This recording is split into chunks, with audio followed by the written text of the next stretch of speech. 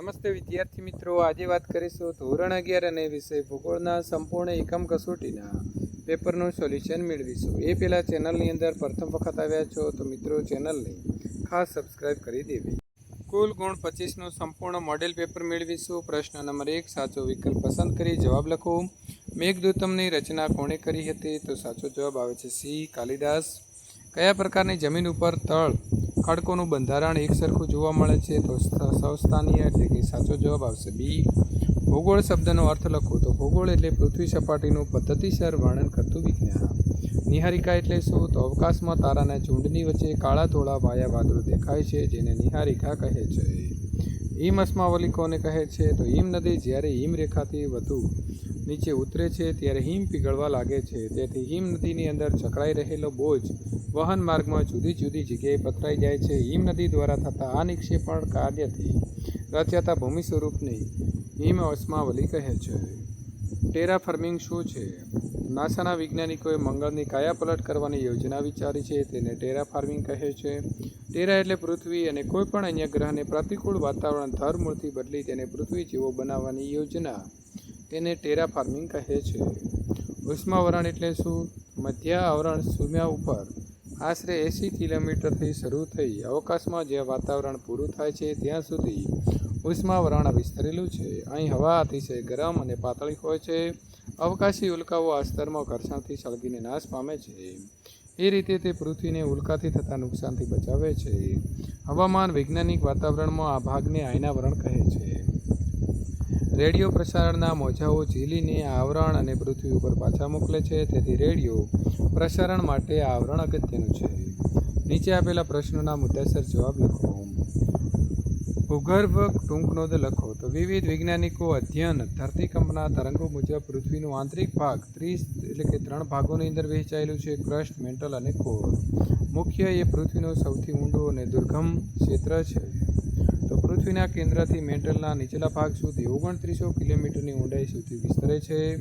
Core એ પૃથ્વીનો આંતરિક ભાગ તરીકે ઓળખાય છે. કોરને 2 ભાગમાં વહેંચવામાં આવ્યા છે: આઉટર કોર, જે પ્રવાહી સ્થિતિમાં છે અને તે 2900 થી 6370 કિલોમીટરથી વિસ્તરેલું છે. આમ 2900 કિલોમીટરથી 5150 કિલોમીટર.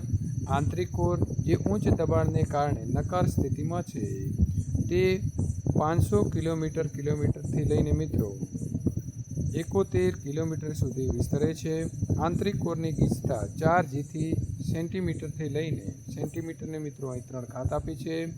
11 જી સેન્ટીમીટરની 3 ઘાત ઇન બાહ્ય કોર. અત્યંત ઊંચા તાપમાન અને દબાણના કારણે આંતરિક ભાગ રાજ્યમાં નક્કર બને છે. કોર ભારે સામગ્રી જેવી કે નિકલ અને આર્યનથી બનેલું છે, તેથી તેને નિપે પણ ઓળખવામાં આવે છે. મૂળમાં આશરે તાપમાન જે છે તે 4000 સેલ્સિયસ હોય છે.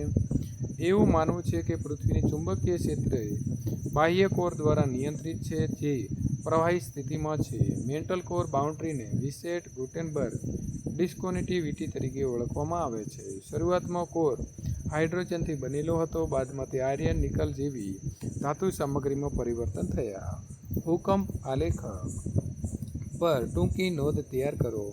તો ભૂકંપની લાક્ષણિકતાઓને સમજવા માટે સિસ્મોગ્રાફ અહીં એક મહત્વપૂર્ણ સાધન છે. આ સાધન સિસ્મોલોજીમાં મહત્વપૂર્ણ ભૂમિકા ભજવે છે. ભૂકંપની ઊંડાઈ માપવા માટે, જેને સિસ્મેમિક વેવ પણ કહેવામાં આવે છે, સિસ્મોગ્રાફનો ઉપયોગ કરવામાં આવે છે. સિસ્મોલોજી શબ્દ ગ્રીક શબ્દ સિસિમોસ ઉપરથી ઉતરી આવ્યો છે, જેનો અર્થ થાય છે ભૂકંપ. આ સાધન ધરતીકંપના મૂળ અને તેની તીવ્રતાને મુદ્દાને શોધવા માટે મદદ કરે છે. સિસ્મોગ્રાફનો મુખ્ય ભાગ એક લોલક છે, જેનો ઉપલા ભાગ એક આધાર સ્તંભ સાથે જોડાયેલો છે અને તેને નીચેનો ભાગ મફત રાખવામાં આવે છે. એક પેન ફરતી એન્ડ સાથે જોડાયેલો જે છે તે તેને સિલિન્ડર પર ટકે છે. સિલિન્ડરની આજુબાજુ એક કાગળ ઢંકાયેલું હોય છે. જ્યારે પણ ભૂકંપ થાય છે ત્યારે લોલક ખસેડવાનું શરૂ કરે છે અને પેન છે એ ભૂકંપની તીવ્રતા અનુસાર કાગળ ઉપર એક લાઇન બનાવવાનું શરૂ કરે છે. ચોક્કસ સમય નોંધણી કરવા માટે સાધન સાથે ઘડિયાળ પણ જોડાયેલી હોય છે. સિસ્મોગ્રાફથી મેળવેલા ગ્રાફની તુલના કરી કોઈપણ વ્યક્તિ ભૂકંપ વિશે વિવિધ વિગતો જેમ કે તેનું કેન્દ્ર, તીવ્રતા, ઘટનાનો સમય વગેરે સમજી શકે છે. સિસ્મોગ્રાફ અથવા તો સિસ્મોમીટર એ ભૌગોલિક સાધન છે જે ભૂકંપ વિશેની વિગતો શોધી તેને રેકોર્ડ માટે વપરાય છે. આ સાધનને મુખ્યત્વે ભૂકંપના અધ્યયન માટે સિસ્મોલોજી વપરાય છે. ભૂકંપ જે છે તેના વિનાશક અસરોનું વર્ણન કરો.